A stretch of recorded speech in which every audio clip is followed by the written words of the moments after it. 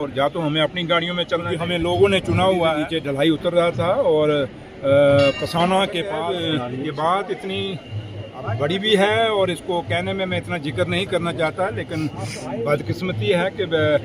जो आज सुबह जब मैं निकला श्रीनगर से यहाँ आने के लिए बाबा बूढ़ा अमरनाथ जी के दर्शन करने के लिए, और मैं यहाँ यात्रा में भी शामिल होना चाहता था क्योंकि एजाज जान साहब जो ऑनरेबल MLA हैं पुंछ के हमारे, इन्होंने रात को भी कहा कि आपने आना है, और उमर साहब और डॉक्टर फारूक अब्दुल्ला साहब भी चाहते थे कि मैं वहाँ जाऊँ, लेकिन रास्ते में जो गाड़ी थी हमारी, क्योंकि जो गाड़ियाँ हमें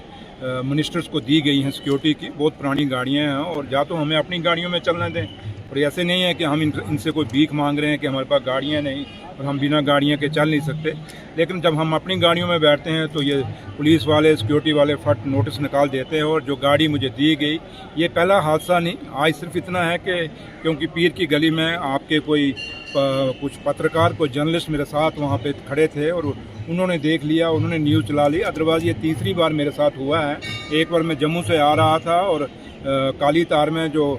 कंडी टनल बन रही है उस ढलाई में मेरी गाड़ी की ब्रेक फेल हो गई थी, BP बुलेट प्रूफ गाड़ी की, उसमें भी मैं बाल बचा था। फिर अभी 1 तारीख को मैं जब बाबा अमरनाथ जी की दर्शन करने के लिए जा रहा था तो सोनामर्ग के पास मेरी गाड़ी जो थी, यही BP गाड़ी जो बुलेट प्रूफ गाड़ी है, उस दिन भी इसमें धुआं आ गया, पूरा ऐसा लगा जैसे आग लग गई है। उस दिन भी बचाव हो गया था। उस दिन भी शायद मैं बाबा अमरनाथ के दर्शन के लिए जा रहा था, और आज फिर जब मैं पीर की गली से नीचे ढलाई उतर रहा था और कसाना के पास मेरी जब ढलाई में मेरी गाड़ी की अचानक पूरा धुआं हो गया, पूरा जैसे आग लग गई और गाड़ी की ब्रेक लगनी बंद हो गई, और बड़ी मुश्किल से मेरे ड्राइवर ने वो गाड़ी रोक ली। शुक्र है कि मोड़ था, गाड़ी थोड़ी धीरे थी और गाड़ी रुक गई, वरना बहुत बड़ा हादसा हो सकता था। और मैंने कई बार DGP जम्मू कश्मीर को उनको चिट्ठी भी लिखी, मेरी खुद फ़ोन से भी बात हुई, और LG साहब को भी हमने चिट्ठी लिखी, IG सिक्योरिटी को भी चिट्ठी लिखी। हमने इनको हमेशा गाय बगाए बताया कि जो गाड़ियाँ ऑनरेबल मिनिस्टर्स के पास हैं और मेरे पास, और मैं जम्मू कश्मीर का डिप्टी चीफ मिनिस्टर के साथ साथ मैं Z+ सिक्योरिटी के कवर के अंदर हूँ, और उसके बावजूद ऐसी गाड़ियाँ हमें जो दी गई हैं जिन गाड़ियों का बिल्कुल खटारा गाड़ियाँ हैं। और आज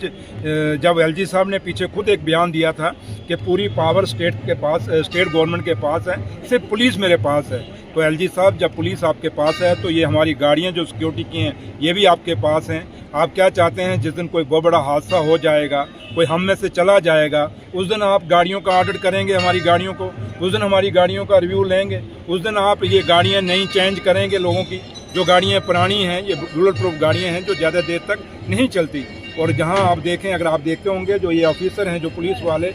DG साहब की गाड़ियाँ देखिए, सबकी नई गाड़ियाँ हैं, लेकिन मिनिस्टरों को जानबूझ के पुरानी गाड़ियाँ दी गई हैं ताकि ये लोगों को ना मिल सके। लेकिन अगर ये चाहते हैं कि इन पुरानी गाड़ियों की वजह से हम लोगों से ना मिले, तो ये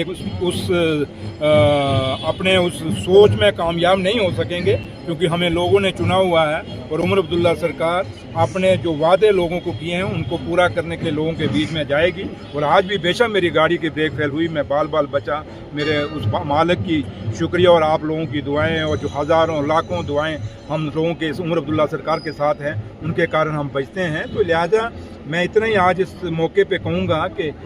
जम्मू कश्मीर के लिए जहाँ तक जो पॉलिटिकल लोग हैं और नेशनल कॉन्फ्रेंस के खासकर जो लोग हैं, उनका एक सिक्योरिटी रिव्यू लेना चाहिए, और जो खासकर मिनिस्टर हैं जिनकी मूवमेंट बहुत ज़्यादा है, उनके जितनी भी गाड़ियाँ उनको पुरानी दी गई हैं, चाहे वो जिसमें मिनिस्टर खुद बैठते हैं, चाहे वो उनकी जो स्कॉट्स गाड़ी हैं या ऑनरेबल MLAs हैं जिनकी पुरानी गाड़ियाँ हैं, उनको चेंज किया जाए, और किसी भी आदमी की जान जो है वो रिस्क में ना डाली जाए, ये उम्मीद करूँगा। वरना जो आज हुआ है मेरे साथ, ये DGP के ऊपर और LG साहब के ऊपर एक सवालिया निशान खड़ा करता है।